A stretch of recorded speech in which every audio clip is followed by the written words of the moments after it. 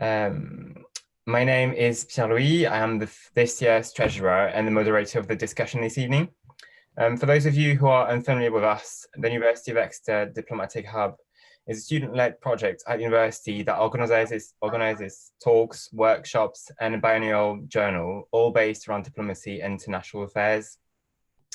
Tonight here, we are very excited to have Franz-Stefan Gady all the way from New York here with us, who will be talking about the future of warfare as well as his career. I'm sure that Franz will talk more in depth about his background, but in summary, he graduated from the Johns Hopkins University with an MA in International Relations and Affairs in 2008.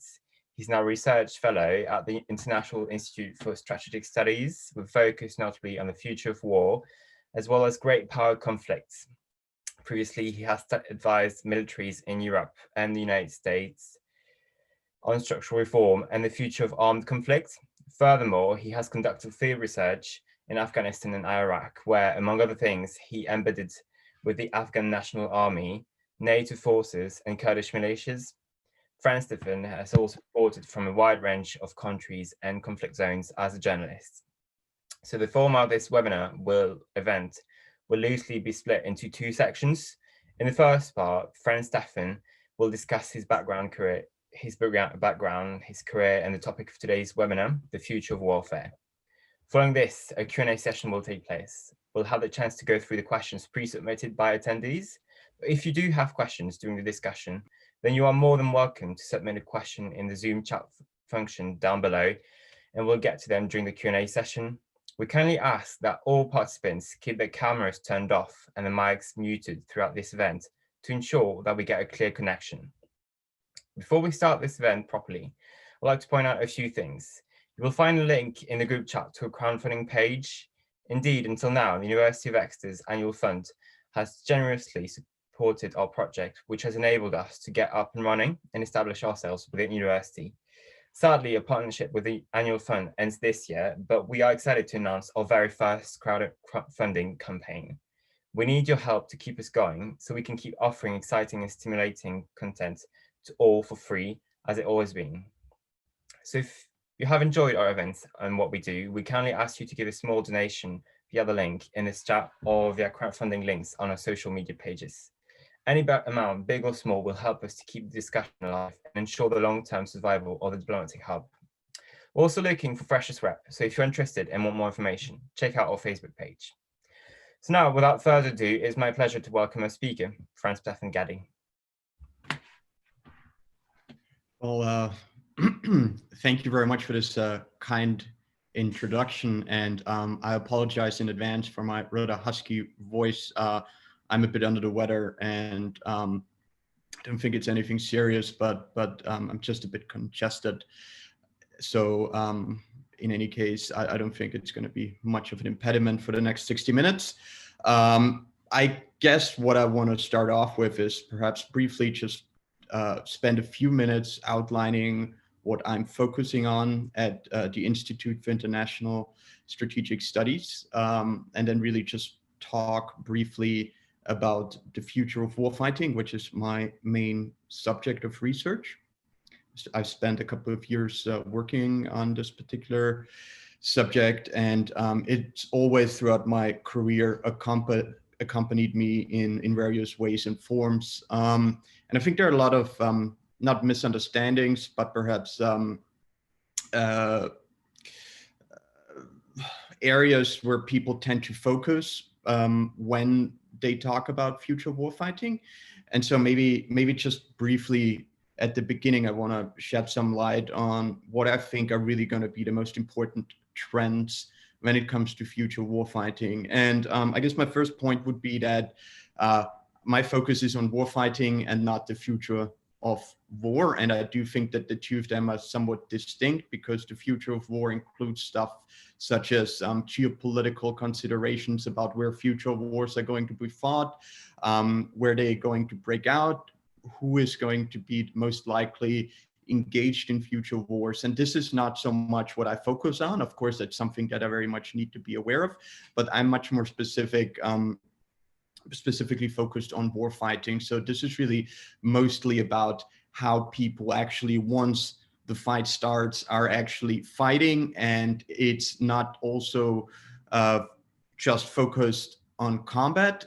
It's really much broader. It's combat, it's logistics, it's really all the stuff that's happening in the rear, it's planning and so forth. So it's pretty comprehensive. And as some of you know who studied war or war fighting or know about military affairs in general, there are different levels.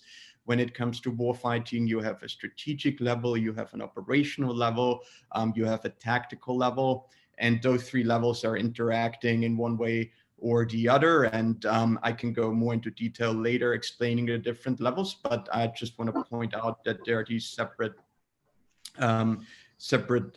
levels to look at when it comes to future warfighting. So my main point, I guess, if there's one takeaway for you this evening, I think, is when you talk about future warfighting, I really would encourage you to not just focus on technology alone. Because when we think about future wars, we immediately think about stuff such as artificial intelligence, we think about robotics, we think about unmanned area vehicles, drones, and so forth. We think about all this future stuff, lasers, high energy weapons, and so forth. And this is obviously all important, but it's really just a starting point of any conversations when it comes to future warfighting. Because what is much more important is actually what in the military is called operating concepts or doctrine. And both essentially just mean how to properly use these new weapon systems. And by properly using them, I'm mostly talking about how do you really integrate these new weapon systems and technological capabilities into your militaries. And this is really where my expertise lies. So I'm really all about trying to figure out how to best integrate new military technological capabilities. And here, for example, in the future, this idea of human machine teaming, where you have soldiers, regular soldiers that team up, for example, with autonomous platforms or like even robotic devices.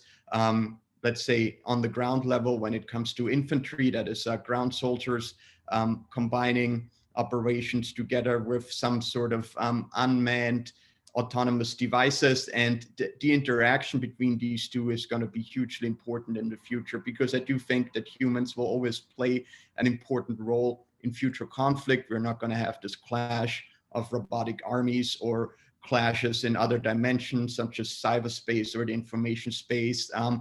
The human element will always be there. And of course, this raises some ethical considerations when you talk about this concept of human machine teaming. To what degree this relationship is going to be one of equals. I don't think it will be. Some people think it will be, particular when you add artificial intelligence to this mix. But in any case, this is the likely future trajectory of war fighting.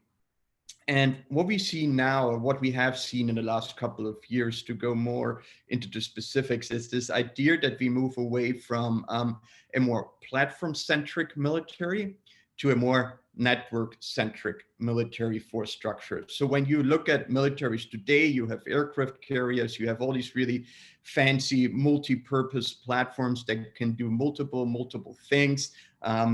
Like an aircraft carrier, for example, it can launch aircraft, and these aircraft can be used for all different kinds of operations. They can be used for all kinds of missions, whether it's land-based or on sea and so forth. You have tanks that have been around for many decades and are an integral part of modern militaries. And again, they also can do multiple things.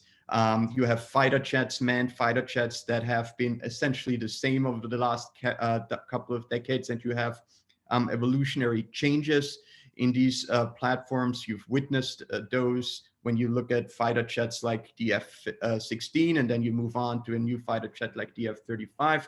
There have been some really great advances, but these changes have really been evolutionary rather than evolutionary. So we're going to move away from platforms like this to a more network-centric structure. And by network-centric structure, I mean that platforms are going to decrease in importance in the future. And they decrease because military power in the future will be much more about networks and how networks interact, how networks are resilient, how resilient networks are, and how quickly you can connect with other platforms, so to speak. So to sum it up, it's really much more about the sums of networks, the sums of platforms that are connected in the future battle space, rather than one specific platform that is going to be the heart of military power. So aircraft carriers will be around for the next couple of decades,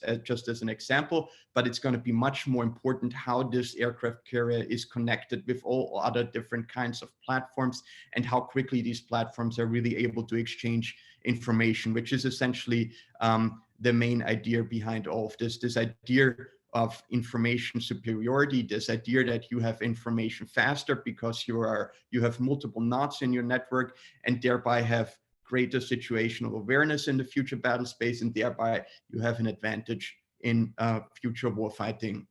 And the second major point I think that people should understand when it comes to future warfighting is this idea that we move away from kinetic capabilities to more non-kinetic capabilities. Kinetic capabilities are regular munitions, are regular rounds that you can find in tanks, in howitzers, regular missiles and so forth, who have high explosive warheads and stuff. Stuff that's really, what you actually would associate with regular munitions out there in the military. And you slightly are going to move away from that. It's always going to be important, no doubt, but you're going to have a little bit more of a mix when you move to non-kinetic capabilities, such as electronic warfare, that is attacks in the radio frequency spectrum, attacks in the electromagnetic spectrum, but then also a very hot topic, of course, cyber warfare capabilities, and then of course information warfare weapons, which is really very much tied to cyberspace and so forth. And you're going to have a mix of capabilities in the future. And again, to come back to my original point, the future military power also rests on that this idea that whichever military is capable of figuring out how to best integrate kinetic with non-kinetic strike capabilities is ultimately going to prevail in the future battle space. My last point is also to tie it all together, is that you really need to come up with a good operating concept. In the business world, you would probably say good business plan, how all of this is supposed to work. And again, it can work at multiple levels, at the strategic, at the operational, at the tactical level. And this is really just about the sizes and the impact of these different weapon systems when you go down this particular layer, this particular hierarchy. And it's really about how to come up with good concepts to best integrate these capabilities. So I think when we talk about stuff, for example, such as artificial intelligence, I think this idea of autonomous weapons platforms, or if you want to call it robots, and this idea of terminators that are going to flood the future battle space, and these wars between robotic armies. No doubt it could happen to a certain degree, but I think in the immediate future, what's much more important is that you use this artificial intelligence for example, command and control purposes. That is how to best control all the different pieces in the armed forces effectively. How can you exercise control and find ways to be faster than your enemy in controlling and ordering your assets in the battle space around, again, to achieve a certain amount of information superiority, and then accelerate your decision speed, essentially. That is the idea, that you just can win future battles like in the past by making faster decisions and acting more decisively. And I guess my very last point is, just because I spend a lot of time obviously also looking at current conflicts, and as you all know, the Armenia-Azerbaijan war just concluded a couple of days ago, and there were some very important lessons, and I can go more into detail later about this. But one of the major takeaways from that conflict is also, again, the centrality of the human operator, that is the centrality of the human soldier in future conflict. Because what you see, or what you were able to witness over the last couple of weeks when it came to this conflict, is that future military power will continue to rest on what is called combined arms operations. And combined arms operations is nothing else than this idea of integrating different military capabilities, of integrating different warfighting domains, that is air, sea, land, cyberspace, the information space, the electromagnetic spectrum, into a good overall warfighting concept. And one side in this conflict, that is the Azerbaijani side, did it a lot better than the other side, than the Armenian side. And as you all know, Armenia suffered a crushing defeat. So I think in the future, this idea of combined arms operation, you will probably hear, if you study military affairs, you will probably hear this term multi-domain operations. And it's a fancy word of essentially saying like better integration of different capabilities, and sort of a fancier way of saying combined arms operations, so to speak. This is really going to be the future also of military power. And perhaps let me stop here and open it up to discussion. Great, thank you very much. That was like a great introduction. We've covered a lot. So I'm going to go back to what you said. You mentioned so that it was a question of now adapting and trying to get all different realms of the warfighting spectrum together to achieve multi-domain operations. Out of the three main powers at the moment, which is US, Russia, and China, who are the three big military giants in the world, which one is pulling ahead in coordinating all this? Is there one that's really showing that they're progressing a lot on that? That's a really excellent question. And so I focus a lot on the three great powers, Russia, China, and the United States. And by far the most advanced military power remains the United States. There's no doubt about that. It has a lot of operational experience. It has the largest defense budget. It has the biggest and most efficient military industrial base, which is going to be hugely important. It has other inherent military advantages over China and Russia.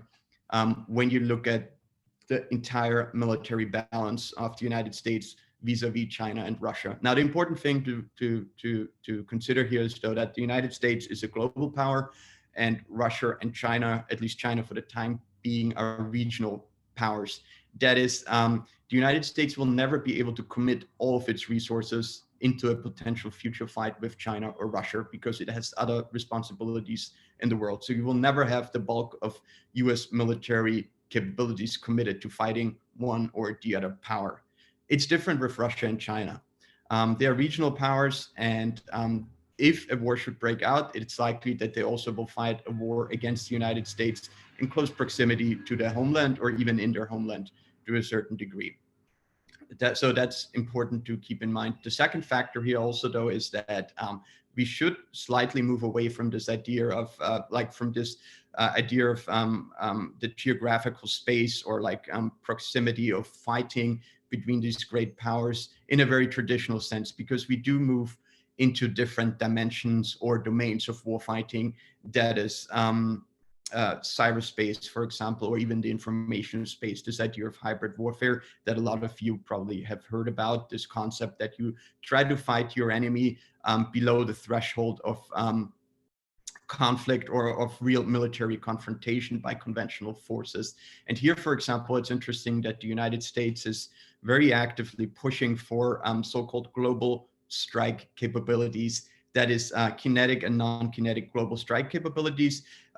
So essentially like launching conventional ballistic or other kinds of missiles from the US homeland against targets in China or Russia in the event of a conflict, but also accompany that with global cyber strikes, for example. So like massive cyber attacks, offensive cyber operations from the United States directly against China and Russia. And I think this somewhat can even out this balance and this idea that the United States cannot commit all of its sources, military resources, to fighting one or the other. So there are many different ways comparing these three countries. And of course, a lot of focus is on China, particularly here in the United States. The US Defense Department keeps on saying that China is the so-called pacing threat. That is like, it's the most important threat facing the United States. Russia comes second here. And I do think that a lot is going to be determined how this relationship between China and the United States is going to play out over the next couple of years, and obviously over the next couple of, like in the next couple of months with the beginning of a new US presidential administration. And exactly, you just talked about the new election in US. Do you think that will influence relations between China and Russia and the US, and how their military will interact as well? Or do you not think it will just won't change anything? I mean, again, it depends on what we are looking at here specifically. I do think that over the last couple of years, despite the rhetoric of US President Donald Trump, the military-to-military relations were actually not as bad as you would think. And there were some talks, there were some discussions, but generally speaking, I think that the United States over the last couple of years, and this was even before Trump took office, took a much harsher stance vis-a-vis China. And I think that's likely going to continue. And that's not going to be just defense relations. It's also going to be in the fields of tech policy. It's also going to be economic relations and so forth. So we're going to probably see just a slight deterioration of relations between China and the United States. And I do think that when it comes to the United States and Russia, we're going to also see, given that it's a democratic administration, and a lot of Democrats still firmly believe that Russia substantially influenced the presidential outcome in 2016. I don't want to comment on this, whether it really succeeded or not succeeded in doing so, and how many voters those Russian influence operations actually swayed, but it definitely played some role. There's no doubt about that, but it's a prevalent narrative that's really widely spread in the Democratic Party. So I think there's going to be a big focus actually on being a lot tougher on Russia than the Republican administration that Trump was perceived to be. Thank you. So another question we had was, can China's growing influence in the Middle East lead us to think that the influence struggle in the region will continue and become even more complex, and that the region will remain a military center point where a lot of the big forces in the world will interact? And will we see new capabilities and new forms of combat happening, taking place there? Or do you think it will just stay as it is now? You said the Middle East. I didn't hear Middle the first East, yeah. question. Yes, no, I mean, the Middle East is going to continue to be hugely important, and it always reminds me of that saying in The Godfather Part 3, just when I thought I was out, they pull me back in. And the idea here is really that the United States has been trying to, so to speak, get out of the Middle East for the past couple of years. And there always seems to be one factor that keeps on pulling the United States back in, or that really prevents it from substantially reducing its military resources in the region. And there's a big push within certain elements in the US defense establishment to really push away and refocus resources and capabilities to focus on the Asia or Indo-Pacific region, specifically China, but then also refocus on the European theater, specifically Russia. This idea of great power competition is very prevalent in the United States. It's outlined in the national security strategy. It's also outlined in the national defense strategy, which is going to continue to be relevant in the next couple of years. And I don't think this paradigm of great power competition is going to go away. So on the one hand, you're going to have this idea of trying to disengage from the Middle East, or at least reduce forces there in order to face China and Russia. And on the other hand, though, there are these unknown factors that really makes a lot of US policymakers hesitant to pull out. And particularly, of course, it's Iran, because Iran is also considered to be a regional threat to US interests. And so I think it's going to be interesting what sort of balance the new Biden administration is going to strike in this regard. I do think that in the long run, the Middle East is probably going to get reduced in importance within US national security thinking. Great. So speaking of that, just plugging future events that we might have. Next time we'll have a few events concerning the Middle East. So if you want, you're interested in that, keep on the lookout on our social media. We have a question in the chat. With the way that the war is changing and developing, do you think that non-combatant immunity is a concept that needs to remain absolute? Yes, absolutely, absolutely. And I should precede that by saying that I'm no expert on the law of war, but I do think it's going to be interesting in the future also to what degree new capabilities, new technological capabilities can be regulated, particularly when it comes to cyberspace capabilities. Over a decade ago, I already worked on a concept called a Geneva Convention for Cyberspace, where you really try to focus on the best way how you can protect certain assets in the event of a conflict. For example, the electronic records in hospitals from cyber attacks during times of war. We worked on a concept called the digital Red Cross, so that when hackers or cyber warriors, so to speak, conduct operations at some point in the network, they will come across like a digital Red Cross that says, listen, this is civilian critical information infrastructure, don't attack that. So these are all things, I think, discussions that are extremely useful in that regard. And fortunately, there's been very little progress on that front. And it's partially the case because a lot of these capabilities come out of the intelligence communities, and they are not as cannot be openly discussed as other military capabilities because of their secrecy. And I guess my last point here is also that we shouldn't forget, for those of us who were born in the last couple of years of the Cold War, that this idea of everyone essentially becoming a frontline soldier without us actually wanting to is just something that really should strike home to all of us who grew up around that time, because with the looming danger of a nuclear Armageddon, essentially every city, every town during the Cold War became a frontline city, so to speak, when those nuclear weapons from the Soviets and the Americans were on hair trigger alert. And there were a lot of times where these weapons were just about to get fired because of some misshape or miscommunication and so forth. So I do think this idea that there's going to be a distinction between civilians and military personnel is an important one, but it doesn't really always, in the past at least, faced up to real scrutiny. Okay, great. And so following that point, you mentioned earlier the Armenia and Azerbaijan conflict. And we've seen that Armenia had to really get a lot of their troops out of this population. And there was a lot of use of drones as well that has been widely used, especially about Azerbaijan. So is this form of combat where you use drones and use technology going to be a lot more used in small conflicts, or can we see it in big conflicts between big nations, big military nations eventually? Yeah, well, that's an excellent question. And I'm actually going to have an article out tomorrow, the day after tomorrow, on this subject, where I'm just discussing a few lessons from that conflict. And I guess a short answer would be yes, drones, UAVs, unmanned aerial vehicles are going to be hugely important in future conflict. They are essentially going to be crucially important for smaller countries with smaller defense budgets, because it's really a cheap man's air force.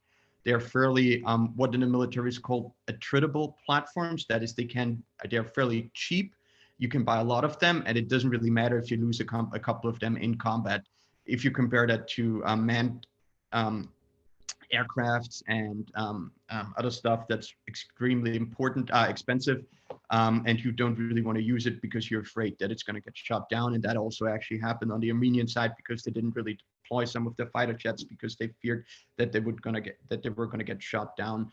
I think the lessons from Armenia or Azerbaijan when it comes to UAVs are a bit overstated. I don't think it really triggered a new dawn of warfare. I don't think it showed in any way that capabilities such as main battle tanks are going to be obsolete, because I'm sure all of us or those who followed the conflict have seen the cameras and the pictures of drones firing at tanks and tanks blowing up and so forth. And when you look carefully, first of all, not all of these tanks actually were destroyed. They were just put out of action.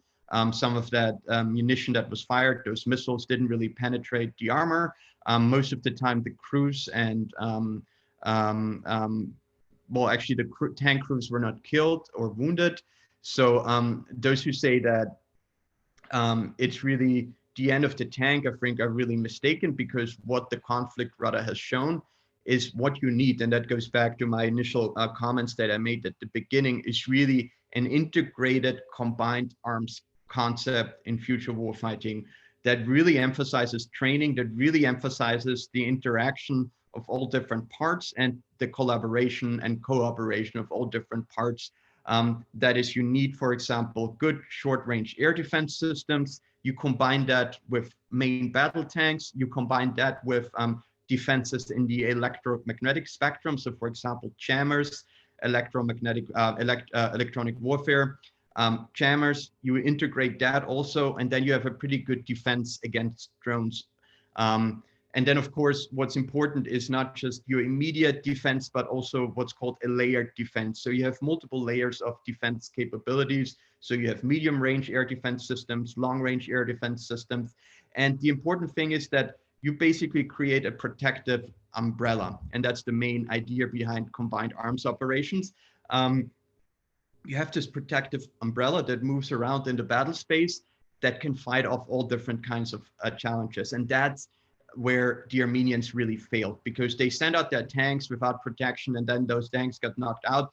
That has happened over the last couple of decades every single time. If you go back to the Second World War, if you go back to the Yom Kippur War in the 1970s, you send out armor tanks alone, they're going to get knocked out. I mean, this should be a given, but this happened.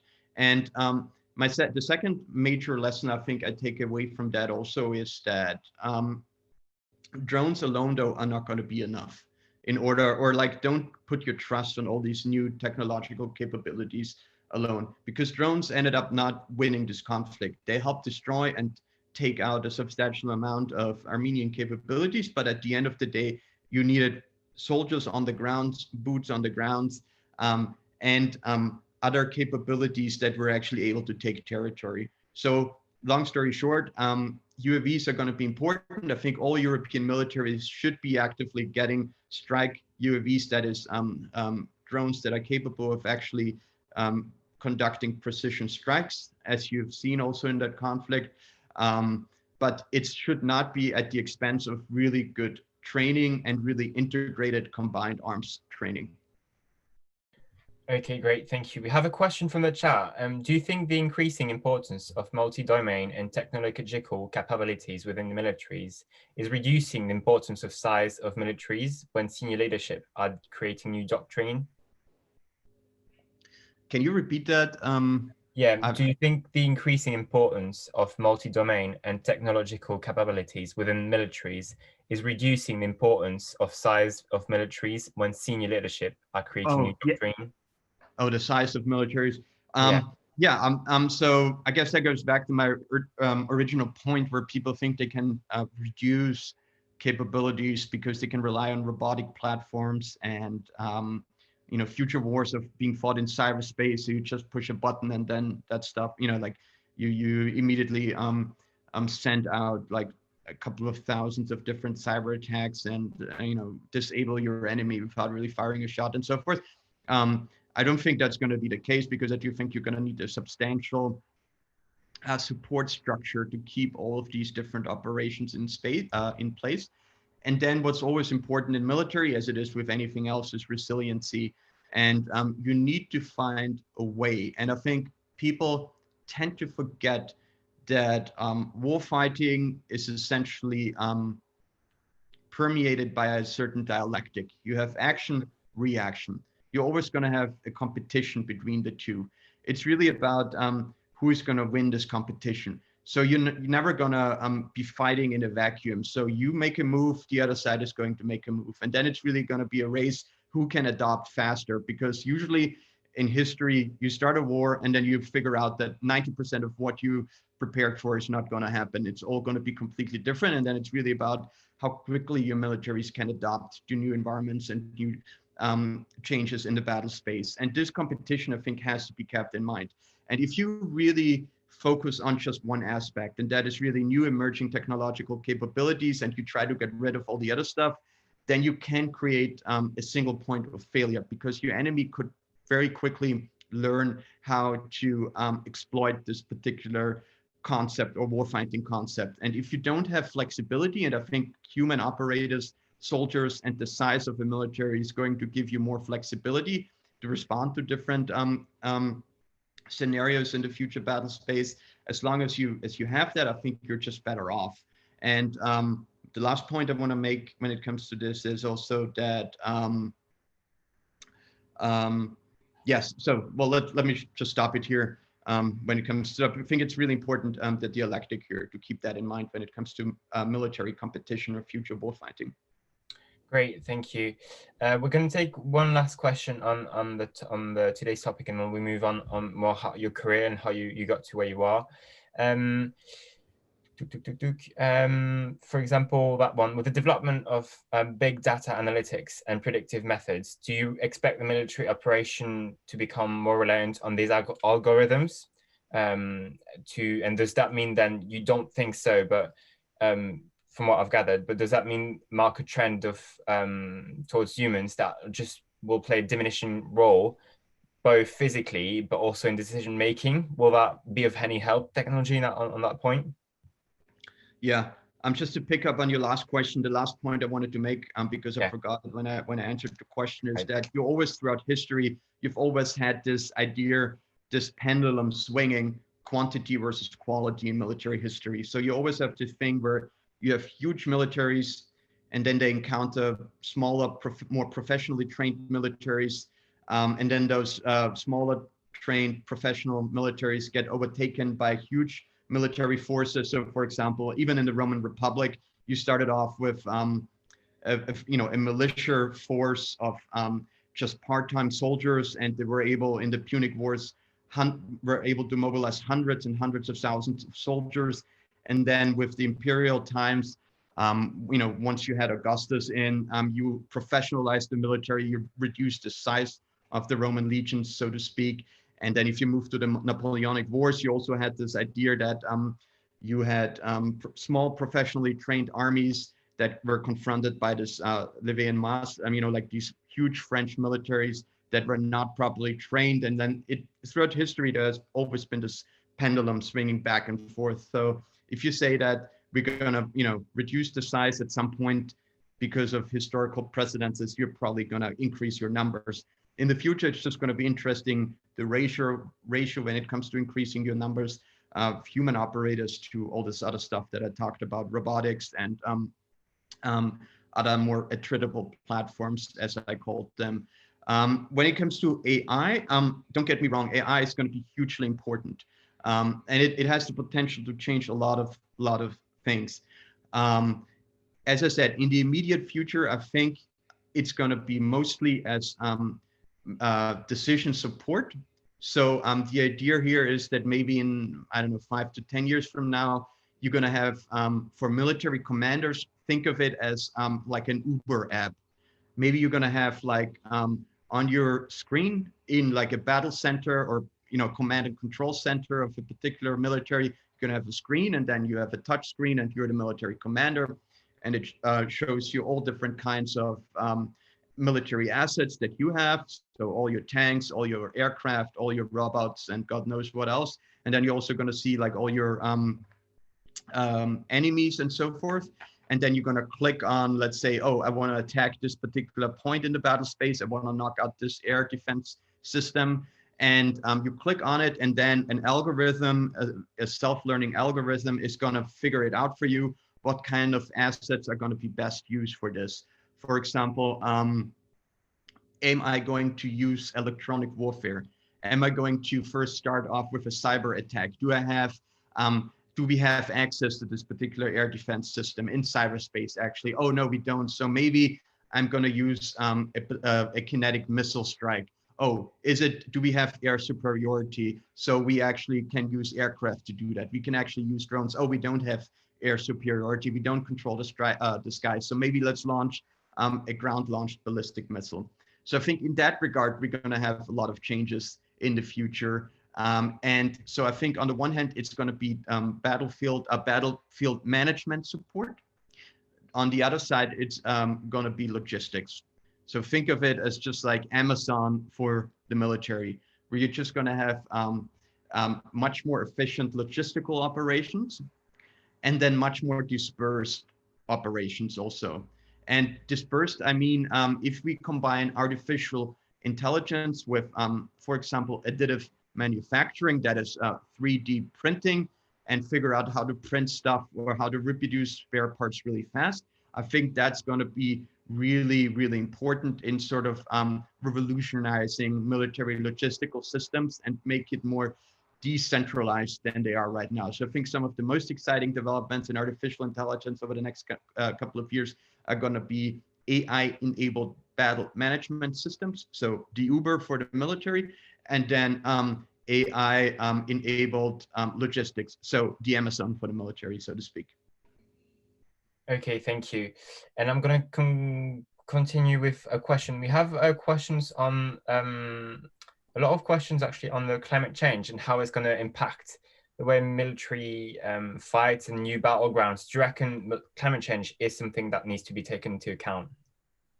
That's not really a topic that I've spent a lot of time on, and I know it's going to be hugely important in many ways, but that's really beyond what I do, because as I said, I focus on warfighting, and I don't really focus on the causes of conflict, where climate change undoubtedly will play a role. Yeah, so I mean, you can twist it and turn it, and then maybe make an argument that it's going to impact defense budgets, and that there is also a role for military to combat climate change, and I absolutely think that's going to be the case. But I just, as I said, I don't focus on causes, war causes, and so forth. So okay, yeah. Great. So now we're going to focus a bit more on your career.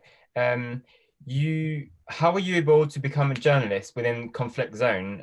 What steps and experience would you recommend people take to achieve the same job position? Because you've been a journalist in conflict zones, right? Yeah. Well, I mean, yeah. What led you there, basically? Yeah. I guess to quote Lenin, I was at the beginning, I was not really interested in war, but war was always interested in me to a certain degree. I mean, for some reason, I was always, from an early age on, confronted with war and war fighting, and coming from a extremely peaceful, neutral country that is Austria. That might surprise a few, but I grew up on the southern border in Austria, and my first, one of the most vivid memories I've had was actually the Slovenian War of Independence, which happened a few kilometers away from where I grew up. So from a very early age on, this concept of war was very close, or in close geographical proximity. And then, of course, in the 90s, you had the Balkan Wars. And I think the most shocking moment for me was really Srebrenica, and I was quite young at that time, but that massacre in 1995 affected me profoundly, and it still does to a certain degree. And I think that partially raised my interest in this concept. And I don't think I've ever really have found a good answer. Why do people actually fight? I mean, there's so many other things in the world that are happening, illnesses, accidents, and so forth. Why do we do this to ourselves?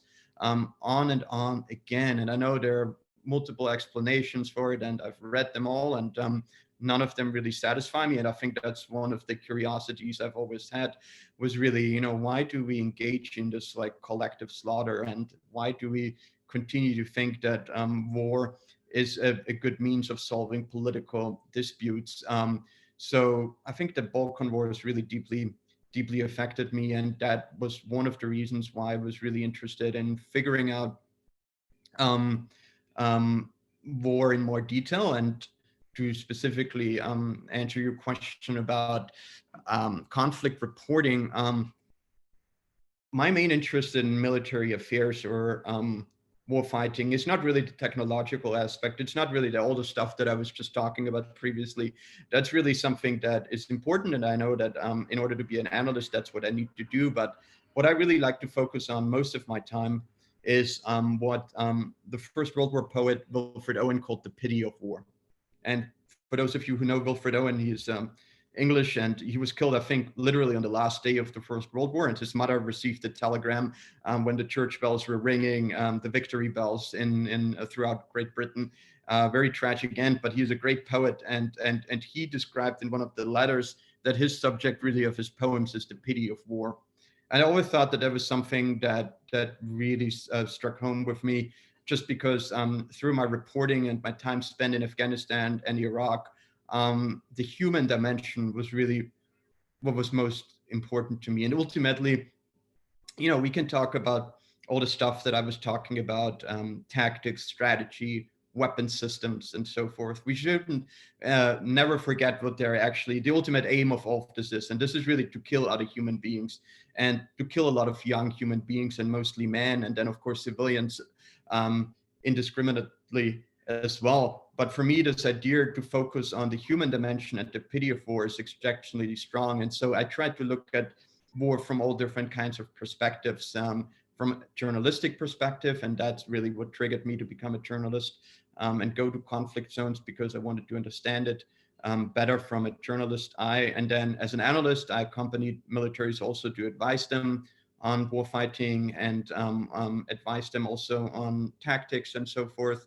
And then also I have a background in the military as well, so I've seen it really from all different kinds of angles, and now I'm an analyst on the subject, which of course makes me also look at it from a bird's eye perspective. But I always try to keep the human dimension in mind, and that's the reason also why I'm so adamant about focusing on the human dimension in future warfighting. And from a practical perspective, I really just got on a plane, bought an airfare, a ticket, and went to Afghanistan and Iraq. And I was just pitching stories and pieces. I didn't get like money from my first couple of articles. I ran up some debt to do it, because I just felt so strongly that I needed to do this if I wanted to write about war or really work on the subject. And took me a couple of years to really get this going, and had some help. But yeah, I really did it on my own, without not embedded with like a larger media team or anything else. So it was a great experience. In retrospect, I'm glad I did it, but it was also something that everyone has to make their own decisions whether they want to do something like that, because there's some fairly inherent risks involved that I don't think I need to outline here. Thank you. We also have a questions. How do soldiers take to embedded journalists? So how do they react to journalists being on the front of war, and how do you interact with them? How'd that go? That's a really interesting question. And so I did multiple embeds with the US Marines, the US Army, the Romanian military, and multiple Afghan units as well. And then also in Iraq, I spent time with various Kurdish militias in their fight against ISIS. And it really depends. There are really interesting cultural differences. The most open are probably the United States Armed Forces. Much more open, for example, than the British forces. We're always much more standoffish. And then the German military, for example, is also much more standoffish, and they're much more concerned about having a reporter in their midst. And Americans generally treated me extremely friendly. I wasn't denied anything. They never, well, I shouldn't say that. One of my first embeds that I went on, I arrived at this combat outpost alone, and no one told them that a journalist would arrive. And what happens is when you get, at least that's what it used to be the case, 6 or 7 years ago in Afghanistan. Oh no, it's actually now 8 years already. 8 years ago in Afghanistan, you got a press pass, and then you were able to move around from base to base, and you could basically do it on your own. And you could hop on a helicopter if there was room, or on an airplane, and they would drop you off somewhere. And then usually you would have a media officer who would try to connect you with people. But if you go out to one of those smaller combat outposts, somewhere in the mountains of Afghanistan, obviously you don't have a media officer there. You're just surrounded by regular soldiers. And so I arrived at this outpost, and no one really told them that I was coming. So they didn't really know what the hell, what to do with me, excuse me. And they just locked me up for 2 days. So it doesn't always happen that they welcome you, but then we became friends and so forth. And, you know, a lot of these people I'm still friends with now as well. Obviously, there's a language barrier when you embed with other units, such as Kurdish militias and Afghan forces. That actually is problematic, because then you are reliant on interpreters, and you have to hire a good interpreter and a good fixer, or someone who can arrange stuff for you. And that's a bit more tricky. And it also creates this barrier. But for example, when I embedded with Kurdish militias in Iraq, because a lot of Kurds grew up in Germany, I could use my German to speak to a lot of these Kurds.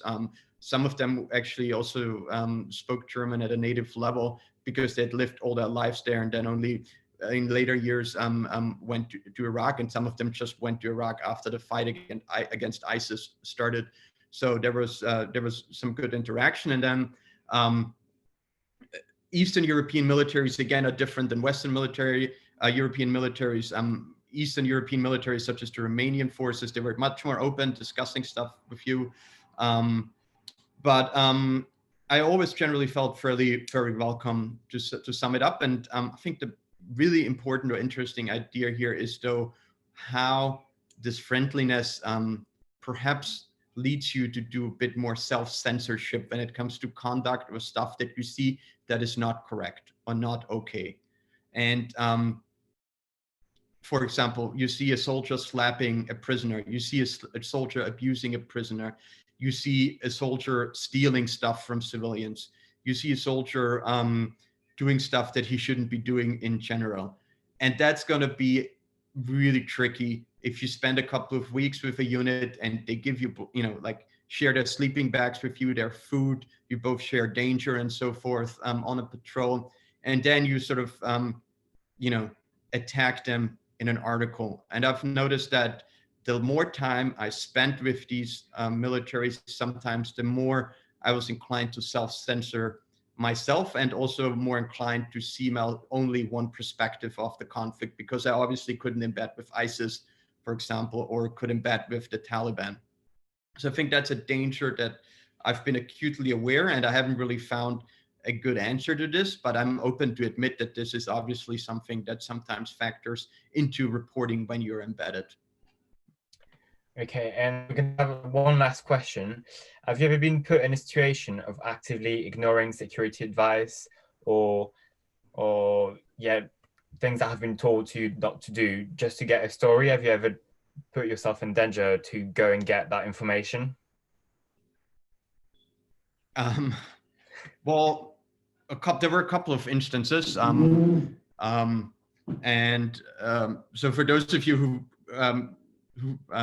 well, if you're on Twitter and you click on my profile, there's a background picture that I have, and it's from December 2015, from a province in eastern Afghanistan, and it shows Afghan troops firing at ISIS positions.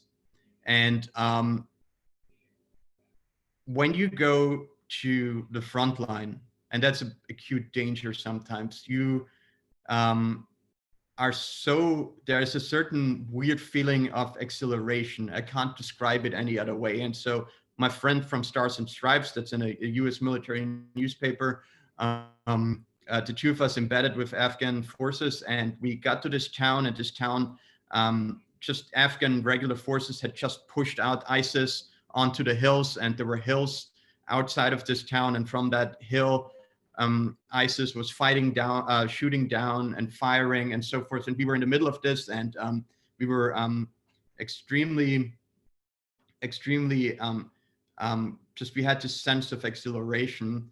And I, without even thinking anything about it, saw that they were about to shoot this gun. And I wasn't thinking anything, and I ran out into the open. and took a picture of this thing. And the moment I hit click, the gun went off. And so the picture on my Twitter profile is actually when this gun is going off, and you see these people standing outside. And within seconds, all of a sudden, all ISIS started shooting in our direction, and all the soldiers scrambled away, and I also ran away. And these are the sorts of situations where I guess it's a rookie mistake also, because seasoned, good conflict reporters would never do something as stupid as I did. And my colleague and I, we both thought that we were experienced, but we both got carried away. So that's an inherent danger. And it also speaks to why training is so crucially important for soldiers, because at some point training has to kick in, because there are all these other stimulants. We just lose your use your sense of focus of where the danger really is. So this is one instance. And then, yes, I had instances where I just had to argue a lot with soldiers to actually take me to the front line, because when you are in a conflict zone, you always have to negotiate how to get to the actual front line, because of course no one really wants you at the front line, because if you misbehave, you always automatically pose a danger to your troops. You also are concerned as a military commander about operational security. So you just don't want reporters, but even like civilian analysts, because I did different things. You don't want these people around either at the front line. So you negotiate this. And so there were some times where I really went on missions and they didn't really want me there, but they just said, okay, well, you're on this mission, but it's at your own risk. And if something happens to you, I don't think you're going to be able to take care of you. It really depends, how badly you want the story, and also about gauging the risks involved in it. And there were some decisions that I probably would not make again, and then others maybe where I probably could have pushed a bit more, I guess. Okay, great. Thank you very much. We're gonna get this event to an end. A massive thank you to you for taking time out to speak with us all today and share your insights. It was really, really interesting. We got to learn a lot more about the future of warfighting, which is really important, especially nowadays. And as well, a bit learn about you and your career as a journalist. Thank you very much. All right. If you have enjoyed this webinar and would like to support us in our efforts to hold more webinars like this, we kindly ask you that you consider giving us a small donation via the link in the chat or via the link on our social media. As I said earlier, any amount will be donated will be of great help to us and to the Diplomatic Hub in ensuring its continuity and its future. So far this term, we have hosted a few webinars and we intend to plan more, so keep an eye out on our social media platforms or website for more exciting events and announcements to come. For first years, we're going to plug again freshest rep. If you want to buy that role or that position, do check out our social media for more information. If you are interested, you'll get every detail on how to apply. Finally, Diplomatic Hub's journal first issue is coming out for this academic year. So keep on the lookout for the link that will be published on our social media as well as our website. And you can check out, as you're there, our newly revamped website, which was linked on all social media, where you will find notably past events, recordings of this event recording, and past issues of the journal. And that is all for today. Thank you very much again, Franz, for joining us and sharing your experience and insight. And thank you for all those attended. Hope you all enjoyed the event and got a lot of it. We hope to welcome you again on the future of events. Goodbye.